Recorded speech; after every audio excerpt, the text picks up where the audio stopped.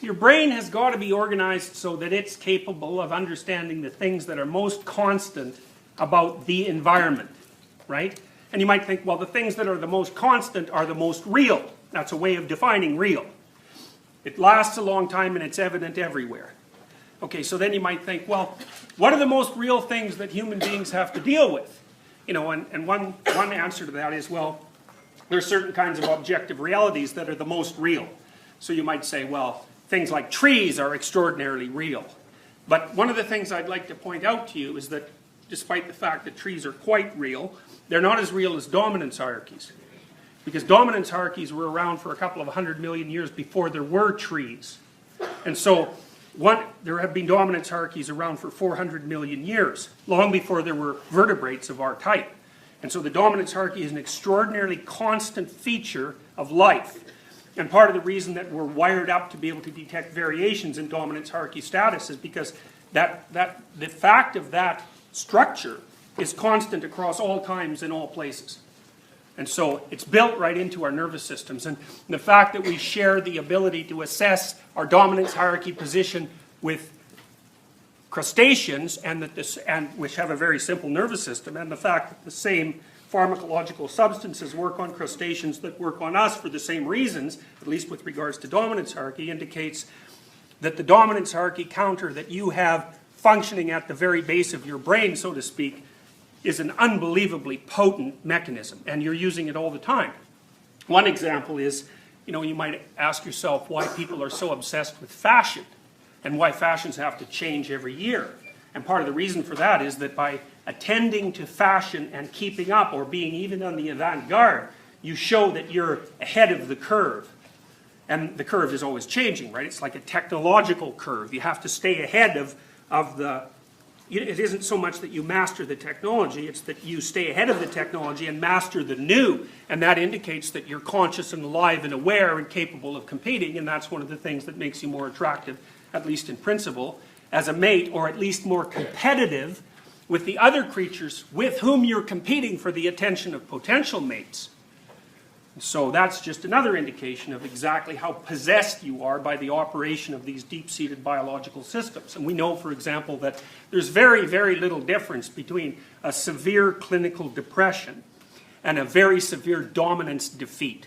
It's the same biological process, fundamentally. What happens often with people who are clinically depressed is that their self-assessed dominance is much lower than their actual competence. And it's actually the gap between their competence and their self-worth assessment that constitutes the pathology.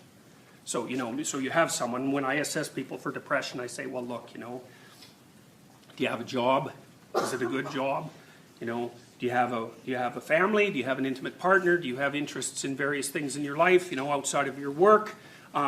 You know, do you have the sort of education that you want? How's your physical health? Do you have a drug and alcohol problem?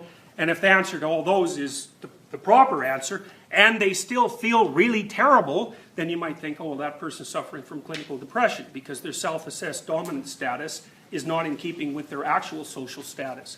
You know, as opposed to people who come in and you ask them the same questions and it's like, their family's completely insane, they're alienated from them. You know, they had a brain injury when they were 4 because their father hit them against a wall. They've got no education at all. They've got an alcohol problem. You know, they've been unemployed for 7 years and they have a personality disorder. It's like, well, they feel terrible, but they're not depressed. They just have terrible lives. You know, and it's not like you're not going to suffer if you have a terrible life. But if I give someone like that an antidepressant or suggest that they take one, you know, it might stop them from cutting their wrists, but the probability that it's really going to improve their situation is relatively low because, like, what the hell are you going to do with that? It's just too overwhelming a problem to even address. All right, so it looks like the dominance hierarchy as such seems to be represented by masculine symbols. And it's something to keep in mind when you watch movies, because symbols, especially that are associated with the father, like the king, for example, are representations of the dominant structure. So perhaps you can accept for a minute the association between the dominance hierarchy and culture. You see how those are the same thing, or at least that they're similar. Our culture is actually made up of a variety of overlapping dominance hierarchies, right? Because different professions and different specialties have their own dominance hierarchies, and they're sort of integrated into a meta hierarchy. But regardless, the culture is a dominance hierarchy, a complex dominance hierarchy. And so then you might ask yourself, well, what exactly makes up the culture? What is it that we're talking about when we're talking about the culture and the dominance hierarchy? And so that leads into questions like, what exactly constitutes a law? You know, so we have laws, and you might think, well, what does it mean that there's a law?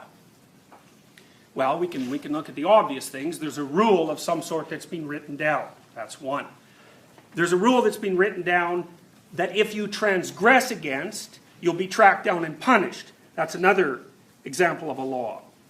Another example is, well, it's a custom, right? Most of the things that we have as laws are customs that people have adopted, at least in principle, to regulate our interactions so that the probability of mutual cooperation is high and the probability of mutual aggression is low. And so you might say, well, why do we all go forward on a green light? That's arbitrary.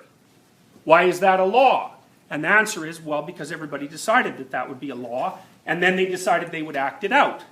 So it's a custom, and you can see why it's an extraordinarily useful custom, because if we didn't have it, then we'd be crashing into each other at every intersection, and none of our vehicles would be good for anything.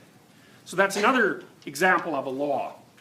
So if you think about a law as a set of customs, then you start to see the law as the codified version of a behavioral contract, right? There's ways that we have all agreed to act, or even if we haven't agreed to act that way, we've agreed that there should be a structure that describes how you should act. And that's what the culture is. You know, unless you're a nihilist or an anarchist or a criminal or a terrorist or something like that, you basically accept the fact that this structure has to exist, and then you try to position yourself within it. Okay, so then you can think, well, the culture and the dominance hierarchy is two things at the same time, or maybe even three things. One is, it's the way you act. So when you say that you're a citizen of a given country, what that essentially means is that you imitate the body of laws that that country has erected. You're a behavioral manifestation of those rules, roughly speaking. Or reverse, you could say, the law is a codified representation of the way everybody in the culture is behaving. There's like a dyadic interaction, right? And so the law and the culture is actually a pattern of behaviors and expectations around those behaviors that everyone shares. And you could also say it's the cumulative knowledge that the culture shares.